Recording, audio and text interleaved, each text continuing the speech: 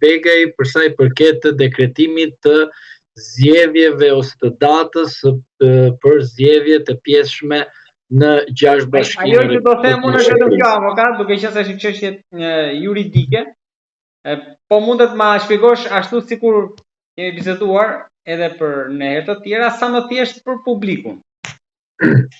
Atëherë, të jemi të thjesht për publikun dhe mos të bëjmë asnjë, do thoya, interpretim në favor të njërës palë apo palës tjetër.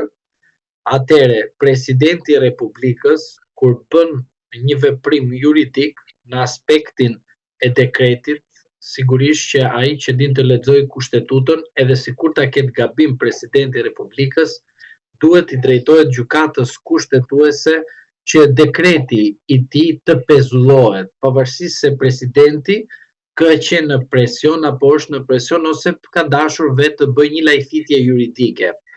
Përsa i përket tani aspektit procedurial lidhur me Veliajin.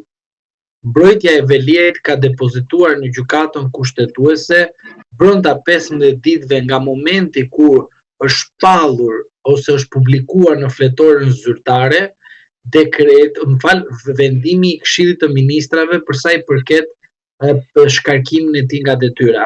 Në atë moment fillojnë afatet proceduriale. Tani presidenti i Republikës, në aspektin juridik flas në këto momente, ka vepruar me vedije të plot në kundërshtim me kushtetutën. Po pse presidenti i kritikon, duke thënë që ai është po flas juridikisht tani. Pastaj më le të flas politikisht. Jo, e kam fjalën tek ana juridike, nuk qëndron në justifikimi argumenti i presidentit që e trajton kryetarin e Bashkisë të Tiranës si në punën civil, që to duhet shkonte te gjykata administrative të ankohej, jo te kushtetuesja. Pra, jo, Telana të shkoj. Telana themi këtu ne te gjykata civile, se dikush mos ta di, në shkëputje marrëdhënieve të punës. Piko tani, të jemi realist tani me qytetarët, me ata të cilët na ndjekin. Pra, ka ndjekin puna presidentin. Atë kryetarin e Bashkisë. Veliajin. Tani, unë mendoj se gjithë kjo situatë është një situatë presioni, lufte, dhe këtu është pikrisht ajo që unë do të analizoj në pikpamje politike. Lufta brenda llojit Parti Socialiste është përfshirë dhe presidenti i Partisë Socialiste që është zoti Bajram Begaj. Po avokat, se mos e kanë përshkruar Klement Zguri me Ilir Usmajli, se më duket këta dy ka këshilltar ligjor atje, mos e kanë këshilluar këta. Sa i vetë është ushtarak. Tani ata të cilët ka ai, çfarë të them, ata që i ka Tikzoft, po ata nuk janë asgjë përveç njerëz të cilët nuk kanë lexuar. Nuk e besoj që Ilir Usmajli. Po pse ju mendoni se presidenti i Republikës pyet këta të dy që the? Presidenti i Republikës zbaton urdhrat e Tiranës. I bie që të ketë dorëheqje presidenta. Mund të ketë dorëheqje. Jo, kush t'i jep dorëheqje? Shiko, kur shkon ajo karrike aty nuk japin dorëheqje, më kupton? Po kush t'i jep me këtë emër, me këtë bagazh, background.